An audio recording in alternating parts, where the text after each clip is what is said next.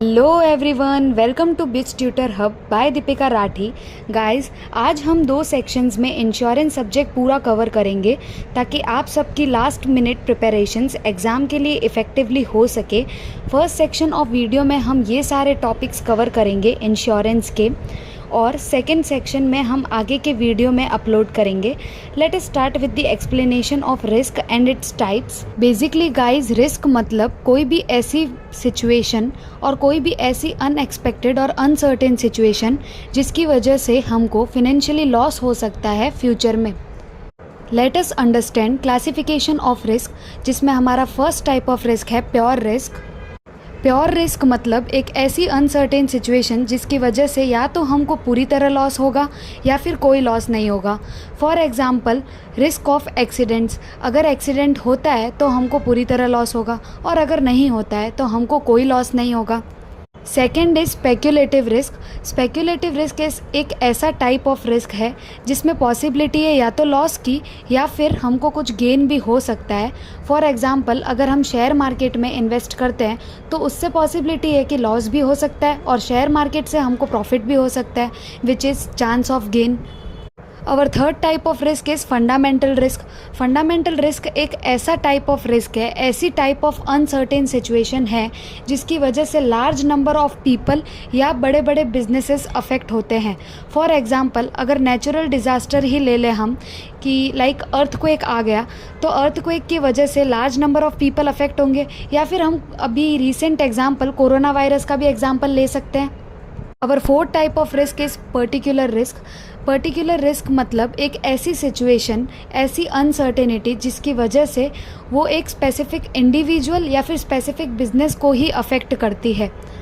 For example, अगर कोई person का कार एक्सीडेंट होता है तो वो पर्टिकुलर रिस्क में आएगा, क्योंकि उस कार एक्सीडेंट से वो पर्टिकुलर इंडिविजुअली अफेक्ट होगा जिसका एक्सीडेंट हुआ है। और fifth type of risk is financial risk. Financial risk मतलब ऐसी सिचुएशन जिसमें हमारा फाइनेंशियली लॉस होता है, जिसका मतलब कि अगर फाइनेंशियल असेट्स जैसे कि स्टॉक्स हो गए, बॉन्ड्स हो गए, डेरिवेटिव्स हो गए, अगर इनमें कोई चेंज आता है और इनकी वजह से हमको लॉस होता है तो उसको हम बोलते हैं फाइनेंशियल लॉस।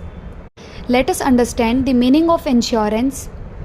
इंश्योरेंस एक ऐसा सेफ्टी नेट है जो आपको प्रोटेक्ट करता है आपके फाइनेंशियल लॉस के अगेंस्ट। जब आप इंश्योरेंस बाय करते हो तो आप इंश्योर्ड बन जाते हो, और इंश्योरेंस कंपनी जो आपको इंश्योरेंस प्रोवाइड कर रही है उसको हम इंश्योरर बोलते हैं। ये एक ऐसा कॉन्ट्रैक्ट है इंश्योरर और इंश्योर्ड के बीच में, जिसमें इंश्योर्ड टाइमली प्रीमियम पे करता है इंश्योरेंस कंपनी को, और उसके अगेंस्ट में जब भी इंश्योर्ड फाइनेंशियल लॉस फेस करता है जिसका उसने इंश्योरेंस करवाया है, तो इंश्योरेंस कंपनी उसका कवरेज प्रोवाइड करती है, फाइनेंशियली कवरेज प्रोवाइड करती है। अगर हम कैरेक्टरिस्टिक्स ऑफ इंश्योरेंस की बात करें तो फर्स्टली ये एक कॉन्ट्रैक्ट है जो कि दो पार्टीज़ के बीच में होता है, that is insurer and insurance, जिसमें टर्म्स एंड कंडीशंस स्पेसिफाई की गई होती है। Secondly consideration. कंसिडरेशन मतलब वो प्रीमियम जो इंश्योर्ड, जो कस्टमर इंश्योरेंस पॉलिसी का पे करता है टाइमली इंश्योरेंस कंपनी को in exchange for coverage of financial risk. Third is that insurance company also protect the insured against the risk. Insurance company financially protect करती है insured को। Fourth is regulatory body. Basically इस contract की, इस insurance policy की एक regulatory body है, that is IRDA, which is known as insurance regulatory and development authority, जो कि ये मेक श्योर करती है कि फेयर प्रैक्टिसेस हो और कंज्यूमर्स का प्रोटेक्शन हो। Other point is transfer of risk. जब आप इंश्योरेंस पॉलिसी बाय करते हो तब आप बेसिकली अपना रिस्क, अपना फाइनेंशियल रिस्क ट्रांसफ़र कर रहे हो इंश्योरेंस कंपनी पे, ताकि जब भी इमरजेंसी आए या फिर कोई अनसर्टेन सिचुएशन आए तो इंश्योरेंस कंपनी आपको फाइनेंशियली कवरेज प्रोवाइड कर सके और फाइनेंशियली रिस्क प्रोटेक्शन दे सके। Let us understand the importance of insurance. So basically as हमने पहले भी ये चीज़ समझी कि इंश्योरेंस पॉलिसी आपको प्रोटेक्शन प्रोवाइड करती है आपके फाइनेंशियल रिस्क के अगेंस्ट, अनसर्टेनिटीज़ के अगेंस्ट। सेकेंडली ये कंपेंसेट करती है, कोई भी अनसर्टेन फाइनेंशियल सिचुएशन आ जाती है जिसमें आपका फाइनेंशियली बहुत लॉस हुआ हो, वहाँ पे इंश्योरेंस कंपनी आपको कवरेज प्रोवाइड करती है, आपको कंपेंसेशन प्रोवाइड करती है उन फाइनेंशियल एक्सपेंसेस को कवर करने के लिए। थर्डली इंश्योरेंस कंपनी आपको हेल्प करती है कि आप अपना रिस्क एलिमिनेट कर सके, आप स्ट्रेस फ्री रह सके, कोई भी अनसर्टेन सिचुएशन आए उसका आपको स्ट्रेस ना हो, ये चीज़ में भी आपको हेल्प करती है। फोर्थ ये है कि इंश्योरेंस हेल्प करता है बिजनेसेस को, इंडिविजुअल्स को कि वो स्ट्रेस फ्री रह के इनोवेटिवली वो थिंक कर सके, इनोवेटिवली वो सोच सके और इकोनॉमिक डेवलपमेंट में कंट्रीब्यूट कर सके। Let us understand the advantages of insurance. So basically, as we have understand it earlier, that insurance provides financial security to the insured. वो हेल्प करता है आपको आपका रिस्क रिड्यूस करने में, रिस्क मिटिगेट करने में। It also helps in saving and investment, जिसका मतलब ये है कि इंश्योरेंस कंपनी आपको different plans, retirement, pension plans भी प्रोवाइड करती है, जिसकी वजह से आप सेव कर सकते हो पैसा और इन्वेस्ट कर सकते हो इफ़ेक्टिवली। वो ऑल्सो आपको सोशल स्टेबिलिटी प्रोवाइड करती है, एज़ वो डिफ़िकल्ट टाइम्स में फैमिलीज़ को, इंडिविजुअल्स को प्रोटेक्ट करती है from financial loss. As well as insurance helps in encouraging the innovation by reducing the stress of insured and making them thinking innovatively. Let us understand the disadvantages of insurance. Basically disadvantages में हम ये discuss कर सकते हैं कि जो premiums पे करते हैं insured timely to the insurance company, वो प्रीमियम्स बेसिकली कॉस्टली होते हैं, तो ज़रूरी नहीं है कि सबके पास इतना अमाउंट ऑफ पैसा हो कि वो टाइमली प्रीमियम पे कर सके। सेकेंड डिसएडवांटेज है कॉम्प्लेक्सिटी ऑफ पॉलिसीज़। अब सारी पॉलिसीज़ अलग अलग होती है, सारे इंश्योरेंस प्लान्स अलग होते हैं, उनके टर्म्स कंडीशन सब अलग होते हैं और ये समझना become complex for the insured. सब लोग ये चीज़ नहीं समझ सकते। Third is claim denials. बहुत बार ऐसा होता है कि insurance company at the end of the movement claim पूरा ना कर पाए और इसकी वजह से इंश्योर्ड को लॉस हो सकता है। Another point is inflation. Inflation मतलब rise in prices of goods and services. तो अगर प्राइजेज इंक्रीज़ हो जाती है तो इंश्योरेंस पॉलिसीज़ में, उसके बेनिफिट्स में भी उसका अफेक्ट पड़ेगा और may be insurance benefits decrease हो जाए उसकी वजह से। Late us understand the elements of insurance contract. Basically elements वो होते हैं जो इंश्योरेंस कॉन्ट्रैक्ट्स के अंदर इंक्लूडेड होते हैं। एक एक टर्म इंश्योरेंस कॉन्ट्रैक्ट का we can call it element. Basically agreement हम इंश्योरेंस कॉन्ट्रैक्ट के अंदर गिन सकते हैं। अग्रीमेंट मतलब दोनों parties that is insured and insurer का अग्री होना for the insurance contract. Second is free consent. दोनों पार्टीज़ का बिना कोई प्रेशर के कॉन्ट्रैक्ट में फ्रीली और विलिंगली एंटर होना is known as free consent. Third is lawful object. इसका मतलब ये है कि इंश्योरेंस खरीदने का पर्पस लीगल होना चाहिए। फॉर एग्ज़ाम्पल आप इंश्योरेंस इलीगल एक्टिविटीज़ जैसे कि स्मगलिंग के लिए नहीं खरीद सकते हो because it is not legal. Fourth is lawful consideration. As आपको इंश्योरेंस कंपनी प्रोटेक्शन प्रोवाइड कर रही है, फाइनेंशियल प्रोटेक्शन प्रोवाइड कर रही है, so it is the responsibility of insured कि वो टाइमली प्रीमियम पे करे इंश्योरेंस कंपनी को। And the last is compliance with legal formalities. इसका मतलब ये है कि इंश्योरेंस कॉन्ट्रैक्ट को सारे लीगल रूल्स एंड रेगुलेशंस, सारे टर्म्स एंड कंडीशंस फॉलो करके चलने हैं which is enforceable by law. Now let us understand the principle of insurance. Guys ये बहुत ही इम्पॉर्टेंट टॉपिक है रियल लाइफ में भी और as well as theoretical perspective से भी और एग्ज़ाम पॉइंट ऑफ व्यू से भी। in which our first principle is insurable interest। इस प्रिंसिपल का मतलब ये है कि इंश्योर्ड का लीगल फाइनेंशियल इंटरेस्ट होना चाहिए उस पर्टिकुलर सब्जेक्ट मैटर के लिए जिसके लिए वो इंश्योरेंस खरीद रहा है। फॉर एग्ज़ाम्पल आप किसी और के हाउस के लिए इंश्योरेंस बाय नहीं कर सकते हो जब तक आपका खुद का फाइनेंशियल इंटरेस्ट उसमें ना हो। Second principle is utmost good faith. इसका मतलब ये है कि दोनों पार्टीज़ जो इंश्योरेंस कॉन्ट्रैक्ट में एंटर कर रही है उनको अपनी सारी इन्फॉर्मेशन ऑनेस्टली डिस्क्लोज़ करनी है। फॉर एग्ज़ाम्पल अगर आप लाइफ इंश्योरेंस ख़रीद रहे हो तो आपको अपनी पूरी मेडिकल हिस्ट्री ऑनेस्टली शो करनी है। Third is principle of indemnity. Principle of indemnity ये बोलता है कि इंश्योरेंस कॉन्ट्रैक्ट का पर्पस है कि जितना फाइनेंशियल लॉस हुआ है खाली उतना ही प्रोटेक्ट करना और खाली उतना ही पे ऑफ करना, उससे ज़्यादा इंश्योरेंस कंपनी नहीं पे करती है इंश्योर्ड को।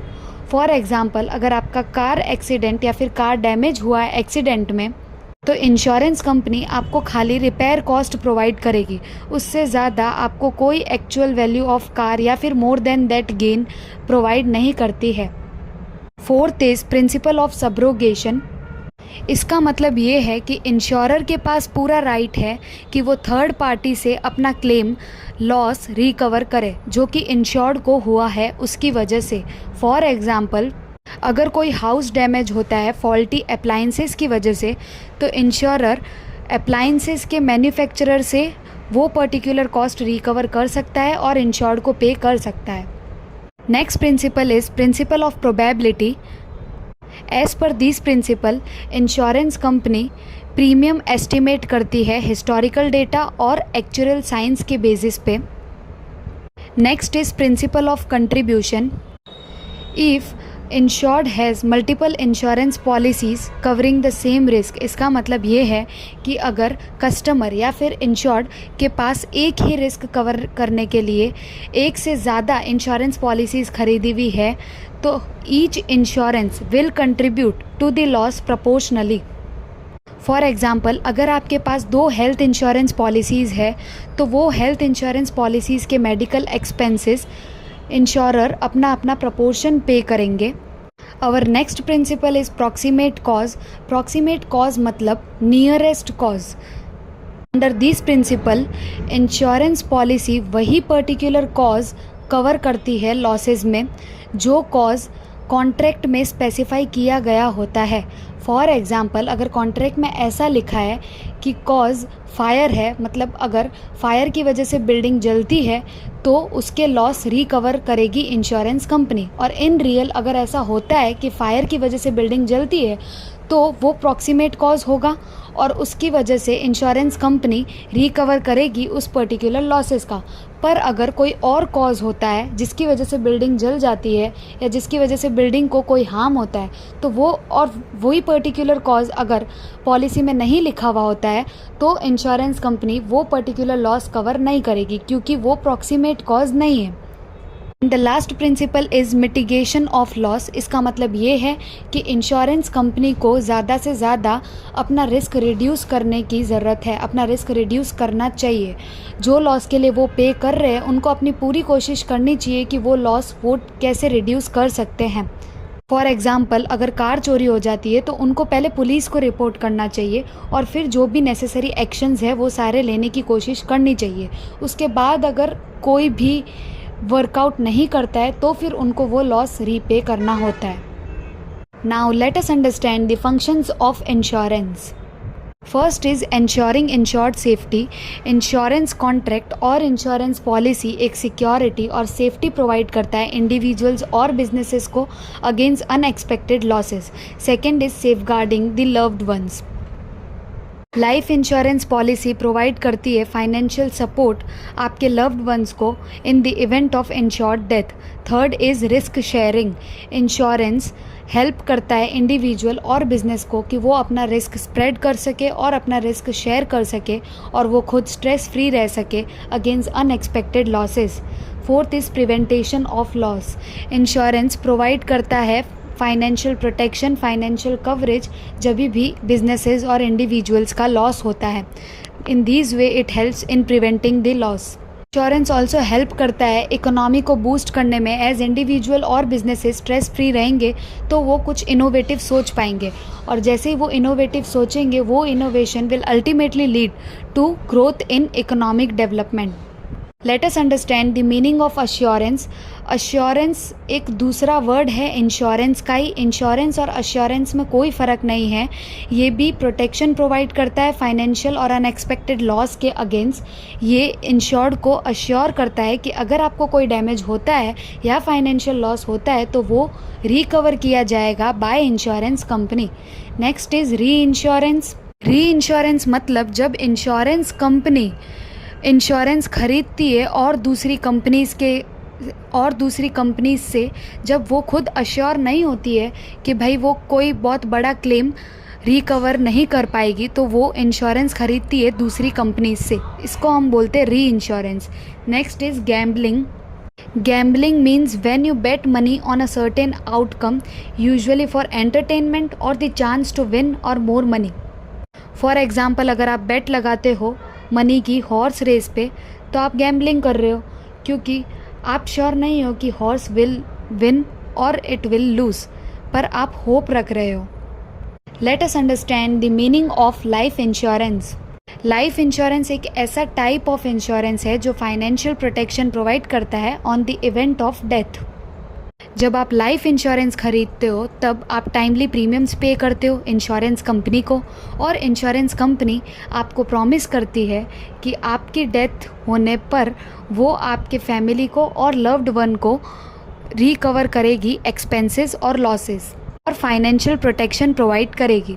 Let us understand the essential features of life insurance, in which our first feature is duration of coverage. Life insurance policy set करती है एक पर्टिकुलर ड्यूरेशन और एक particular term for which they provide the coverage. This could also set number of years और for your entire life. Second is premium of payment. Life insurance policy को active रखने के लिए इंश्योर्ड को timely premium पे करना होता है। Third is death benefit. Death benefit मतलब अमाउंट ऑफ मनी जो इंश्योरेंस कंपनी पे करती है बेनिफिशियरीज को, आपकी फैमिली, आपके लव वंस को, on the account on of your death. And fourth is policy renewability. कुछ लाइफ इंश्योरेंस पॉलिसीज़ आपको अलाउ करती है कि आप अपनी पॉलिसी रिन्यू भी करवा सकते हो या फिर आप अपना ये कवरेज एक्सटेंड कर सकते हो। Let us understand the advantages and disadvantages of life insurance policy. Employers और कंपनीज़ के लिए, इंश्योरेंस कंपनीज़ के लिए ये कॉस्ट इफ़ेक्टिव है because employers often offer group life insurance as a part of benefit package which can be more cost effective than individual policy for employees. Customer को benefit है अगर वो ग्रुप लाइफ इंश्योरेंस ख़रीदते हैं तो, क्योंकि उनके जो प्रीमियम्स होते हैं वो कंपैरेटिवली लोअर होते हैं। ग्रुप लाइफ इंश्योरेंस पॉलिसीज़ की जो अंडरराइटिंग रिक्वायरमेंट्स होती है वो सिंप्लीफाइड होती है। These make it easier for employ to qualify for coverage without extensive medical exam और पेपर वर्क। जो प्रीमियम पे किए जाते हैं ग्रुप लाइफ इंश्योरेंस में वो बहुत बार टैक्स डिडक्टेबल होते हैं, so these will also beneficial. Disadvantages life insurance के ये है कि कवरेज लिमिट होती है। इसका मतलब ये है कि ग्रुप लाइफ इंश्योरेंस पॉलिसीज़ जो है वो जो प्रोवाइड की गई होती है एम्प्लॉयर्स के थ्रू, उसमें एक कवरेज लिमिट सेट की गई होती है कि हम इतना ही अमाउंट कवर करेंगे फाइनेंशियल लॉस होने पर, which may be not sufficient to meet your financial needs. Second is that there is an limited customization options, which means that life insurance policies में changes नहीं होते हैं और customization options भी बहुत limited होते हैं, which may not attract many individuals. And the another point is termination upon employment change. If you lose or change your job, you may lose your group life insurance coverage. These leave you vulnerable if you don't have alternative coverage in place. Now let us understand the process of obtaining the life insurance policy, in which our first point is filling up the proposal form, जिसमें insurance company आपको एक document provide करती है जिसके अंदर basic information जैसे कि personal details, name, address, age, occupation, health history, ये सब के बारे में पूछा गया होता है और वो आपको फिल करना रहता है। Second point is personal health statement, के अंदर आपको अपनी पूरी अभी तक की मेडिकल हिस्ट्री इंक्लूड करनी होगी। जितनी भी सर्जरीज हुई है, medications you are taking and visit to doctors, ये सब आपको इंक्लूड करना रहता है मेडिकल हिस्ट्री में, which is included in personal health statements. Third point is agents confidential report. अगर आप लार्ज अमाउंट ऑफ कवरेज के लिए अप्लाई कर रहे हो या फिर आप एक स्पेसिफिक टाइप ऑफ पॉलिसी के लिए अप्लाई कर रहे हो, तो इंश्योरेंस कंपनी में require an agent confidential report. ये रिपोर्ट इंश्योरेंस कंपनी एजेंट को देती है फिल करने के लिए आपसे मिलने के बाद, और एजेंट असेस करता है कि वेदर एलिजिबल हो कि नहीं on the basis of factor like health, financial situation and lifestyle. Fourth point is proof of age, जिसके अंदर आपको अपनी एज का प्रूफ प्रोवाइड करना पड़ता है इंश्योरेंस कंपनी को, विच में include birth certificate, passport, driver licence etcetera. ये इंश्योरेंस कंपनी को हेल्प करता है आपके प्रीमियम रेट और कवरेज एलिजिबिलिटी डिसाइड करने पे। Fifth point is acceptance of proposal. एक बार आप प्रपोजल फॉर्म पूरा फिल कर देते हो और सारे नेसेसरी डॉक्यूमेंट्स प्रोवाइड कर देते हो इंश्योरेंस कंपनी को, फिर इंश्योरेंस कंपनी असेस करती है आपके डॉक्यूमेंट्स एज वेल एज आपका प्रपोज्ड फॉर्म। अगर आपको वो एलिजिबल फाइंड आउट करती है कवरेज के लिए, फिर वो एक्सेप्ट कर देती है आपका प्रपोजल एक्सेप्ट होने के बाद आपको प्रीमियम पे करना पड़ता है लाइफ इंश्योरेंस पॉलिसी के लिए। प्रीमियम वो अमाउंट है जो आपको पे करना पड़ता है रेगुलरली इंश्योरेंस कंपनी को, विच में भी मंथली, क्वार्टरली और एनुअली, आपकी पॉलिसी, लाइफ इंश्योरेंस पॉलिसी को एक्टिव रखने के लिए। और last point is issue of policy. एक बार आप प्रीमियम पे कर देते हो इंश्योरेंस कंपनी को, तो इंश्योरेंस कंपनी आपकी लाइफ इंश्योरेंस पॉलिसी इशू करती है। इसमें सारे टर्म्स, कंडीशंस, कवरेज, आपका amount of coverage, premium payment schedule, beneficiaries, any exclusion और लिमिटेशंस इंक्लूडेड होता है। Now let us discuss the types of life insurance policy in which are first plan is term plan. Term plan आपको coverage provide करता है specific particular time period के लिए, which is known as term, which is typically ranging from 5 to 30 years. Insured person की death हो जाती है इस पर्टिकुलर टाइम पीरियड में, तो बेनिफिशियरी को रिसीव होता है डेथ बेनिफिट। और अगर इंश्योर्ड सर्वाइव करता है इस पर्टिकुलर टर्म में, इस पर्टिकुलर टाइम पीरियड में, तो then there is no payout, no coverage being paid by insurance company. Our second type is whole life insurance. Whole life insurance आपको एंटायर लाइफ का coverage provide करता है as long as premium are paid. अभी भी insured की death होती है तब ये particular policy death benefit provide करती है आपकी बेनिफिशियरीज़ को। और third type is endowment policy. Under this policy death benefit provide किया जाता है बेनिफिशियरीज़ को अगर इंश्योर्ड पास अवे और इंश्योर्ड की डेथ हो जाती है एक पर्टिकुलर टाइम पीरियड के लिए, which is being specified in a contract. और इस पर्टिकुलर टाइम पीरियड में अगर इंश्योर्ड सर्वाइव कर जाता है तो भी उनको लम सम पे आउट मिलता है, जिसको हम मैच्योरिटी बेनिफिट बोलते हैं। इसी तरह एंडोमेंट पॉलिसी दोनों चीज़ प्रोवाइड करती है, प्रोटेक्शन और saving component. Next is money back plans. Money back plan periodic payout provide करता है of the sum assured during policy term in addition to death benefit. Next is child plans. Child plan का name ही suggest करता है कि ये plan इसलिए design किया है ताकि चाइल्ड की फ्यूचर सिक्योरिटी हो सके फाइनेंशियली। टिपिकली ये चाइल्ड की एजुकेशन एक्सपेंसेस, उनके मैरिज कॉस्ट कवर करता है। ये प्लान चाइल्ड को बेनिफिट प्रोवाइड करता है इन केस उनके अगर पेरेंट्स का डेथ हो जाती है पॉलिसी टर्म में तो। Next is annuity plan. Annuity एक रिटायरमेंट प्रोडक्ट है जो कि सीरीज ऑफ पेमेंट प्रोवाइड करता है पॉलिसी होल्डर को in exchange for lump sum premium और regular premium. The last is unit linked insurance policy, जो कंबाइन करता है लाइफ इंश्योरेंस कवरेज को इन्वेस्टमेंट ऑप्शंस के साथ। के अंदर पॉलिसी होल्डर अपने प्रीमियम्स को अलग अलग इन्वेस्टमेंट एवेन्यूज़ में इन्वेस्ट कर सकते हैं, सच एज इक्विटी, डेट और balance fund, based on their risk tolerance and financial goals. Now let us understand the whole life insurance meaning. ये एक ऐसी इंश्योरेंस पॉलिसी है जो कि कवरेज प्रोवाइड करती है पूरी लाइफ के लिए जब तक प्रीमियम पे किए जा रहे हो इंश्योर्ड के द्वारा। इंश्योर्ड की डेथ होने पर this particular policy provide the coverage to the beneficiaries to the insured loved ones. इसके एडवांटेजेस ये है कि इसमें जो प्रीमियम होता है उसकी रेट फिक्स होती है, कोई चेंजेस नहीं होते हैं throughout the life of the policies, जो कि बेसिकली स्टेबिलिटी प्रोवाइड करता है as well as predictability for budgeting purposes.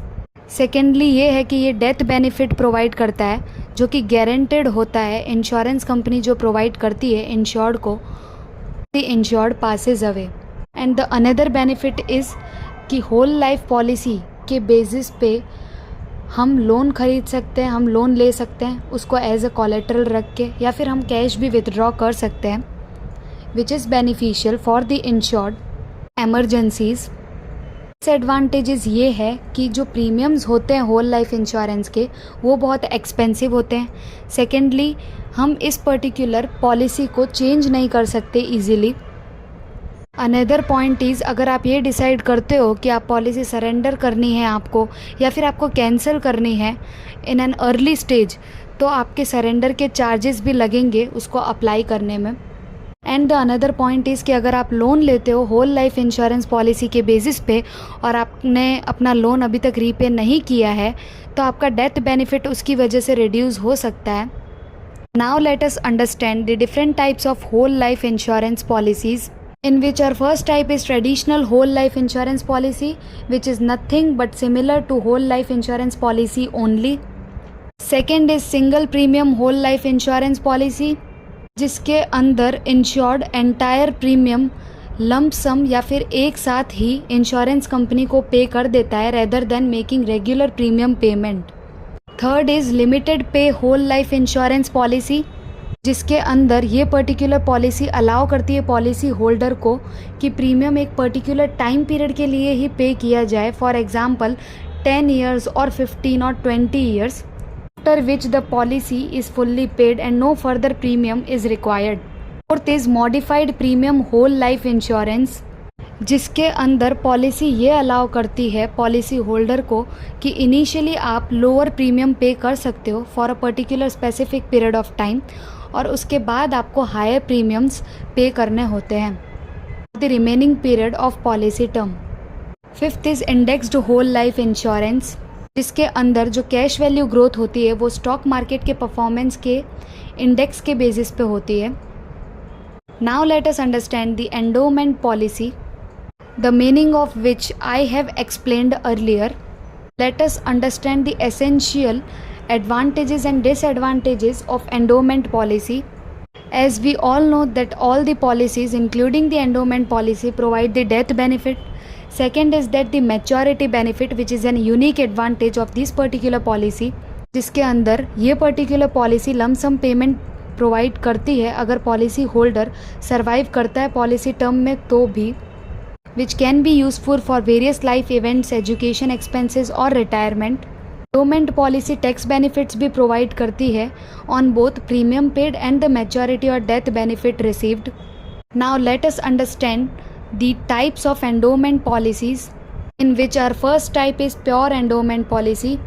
ये पर्टिकुलर टाइप ऑफ पॉलिसी एक लम्प सम पे आउट प्रोवाइड करती है पॉलिसी होल्डर को अगर वो सर्वाइव कर जाता है इस पर्टिकुलर टाइम पीरियड में, पर अगर वो सर्वाइव नहीं करता है इस पर्टिकुलर टाइम पीरियड में तो उसके लिए कोई डेथ बेनिफिट प्रोवाइड नहीं किया जाता इस पर्टिकुलर टाइप में। मतलब ये है कि प्योर एंडोमेंट पॉलिसी में मैच्योरिटी बेनिफिट रिसीव होता है पर डेथ बेनिफिट रिसीव नहीं होता।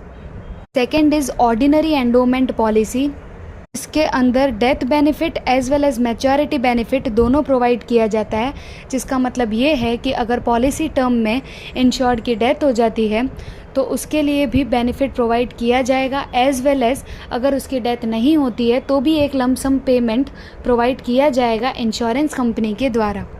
Third is joint life endowment policy, जो कवर करती है दो इंडिविजुअल को एक सिंगल पॉलिसी के अंडर में। अगर उन दोनों इंडिविजुअल्स में से कोई एक भी सर्वाइव कर जाता है उस पर्टिकुलर टाइम पीरियड में तो वो मैच्योरिटी बेनिफिट रिसीव करता है इस पर्टिकुलर पॉलिसी के अंडर में। Next is double endowment policy, इसके अंदर जो मैच्योरिटी बेनिफिट होता है वो डबल मिलता है as compare to regular endowment policy.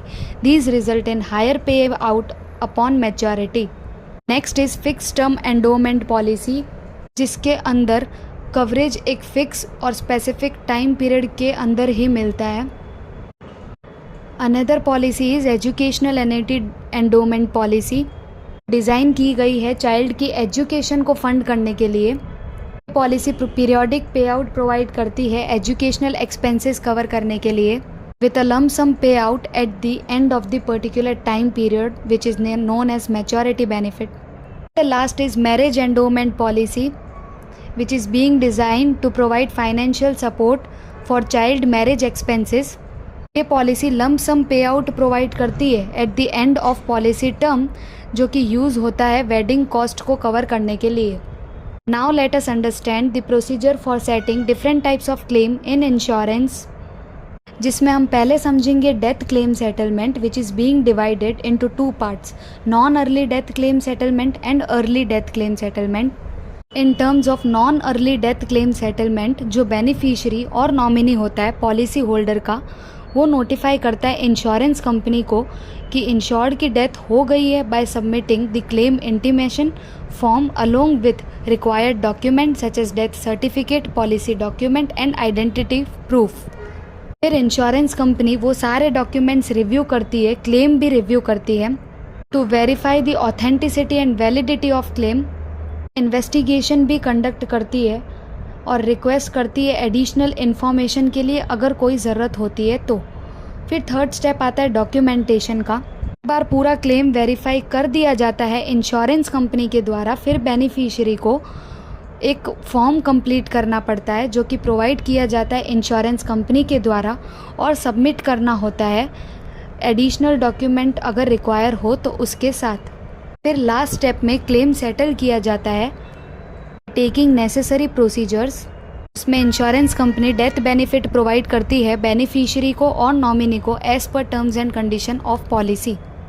Early death claim में बेनिफिशियरी नोटिफाई करता है इंश्योरेंस कंपनी को इंश्योर्ड की डेथ के बारे में, और ये डेथ पर्टिकुलरली टाइम पीरियड से पहले हो जाती है तो वो चीज़ नोटिफाई की जाती है बेनिफिशियरी के द्वारा टू द इंश्योरेंस कंपनी, और उसके बाद क्लेम प्रोसेसिंग होती है इंश्योरेंस कंपनी के द्वारा। प्रॉपर इन्वेस्टिगेशन होती है, वो डिटरमाइन करते हैं कि डेथ जो ऑकर हुई है वो किसकी वजह से हुई है, whether it is through the accidents और नेचुरल डिज़ास्टर्स। मेडिकल रिकॉर्ड्स भी सारे चेक किए जाते हैं, पुलिस रिपोर्ट सारी असेस की जाती है, डॉक्यूमेंट सबमिट किए जाते हैं बाय बेनिफिशियरीज, और फिर पूरा क्लेम इवेल्युएट होता है by insurance company. Pay out assess होता है, सारे टर्म्स एंड कंडीशंस असेस होते हैं whether they are align with the objective और not, and then the claim is get being settled. Second is maturity claim settlement. When life insurance policy reaches its maturity date, the policy holder submit a maturity claim form to insurance company along with the policy document and identity proof. फिर insurance company verify करती है सारी policy की detail और ensure करती है कि सारे प्रीमियम पे किए गए हैं कि नहीं। उसके बाद सारे डॉक्यूमेंट्स मंगवाए जाते हैं, क्लेम इवेल्युएट किया जाता है इंश्योरेंस कंपनी के द्वारा, और फिर क्लेम सेटलमेंट होता है, and as per terms and conditions company maturity benefit provide करती है इंश्योर्ड को। Now let us understand the meaning of assignment. Assignment in insurance का मतलब ये होता है कि जब पॉलिसी होल्डर अपना ओनरशिप और right of life insurance policy transfer करता है कोई दूसरे इंडिविजुअल को और कोई दूसरे नॉमिनी या फिर बेनिफिशियरी को, तो इसको हम बोलते हैं असाइनमेंट। इसका मतलब ये है कि एक पॉलिसी होल्डर असाइन करता है लाइफ इंश्योरेंस पॉलिसी कोई अनदर इंडिविजुअल को, and they essentially transfer all rights and benefit associated with that particular policy to assignee. यहाँ पर असाइनी मतलब जिसको सारे राइट्स ट्रांसफ़र किए गए हैं, और असाइनर मतलब जो अपनी राइट्स और रिस्पॉन्सिबिलिटीज़ ट्रांसफ़र कर रहा है उस पर्टिकुलर लाइफ इंश्योरेंस पॉलिसी की to the assignee. Nomination in insurance का मतलब ये होता है जब पॉलिसी होल्डर एक पर्टिकुलर पर्सन को अपॉइंट करता है to become a nominee. Now who is the nominee? Nominee मतलब वो पर्सन जो बेनिफिट रिसीव करता है on the death of insured. जब इंश्योर्ड की डेथ हो जाती है तब जिस पर्टिकुलर इंडिविजुअल को डेथ बेनिफिट प्रोवाइड किया जाता है बाय इंश्योरेंस कंपनी, वो इंडिविजुअल को हम नॉमिनी बोलते हैं, और वो नॉमिनी अपॉइंट किया जाता है इंश्योर्ड के द्वारा। एनएटी एक ऐसा फाइनेंशियल प्रोडक्ट है जो ऑफ़र किया जाता है इंश्योरेंस कंपनीज़ के द्वारा which provides regular payments to the insured. Mediclaim policy, also known as health insurance policy, ये एक ऐसी type of health insurance policy है जो मेडिकल एक्सपेंसेस का कवरेज प्रोवाइड करती है. Is being incurred due to illness, injury और hospitalization. It is all about part 1. Remaining topics insurance subject के नेक्स्ट पार्ट में समझाए गए हैं गाइस. आई होप आप सभी को ये वीडियो समझ आया होगा. Thank you for watching.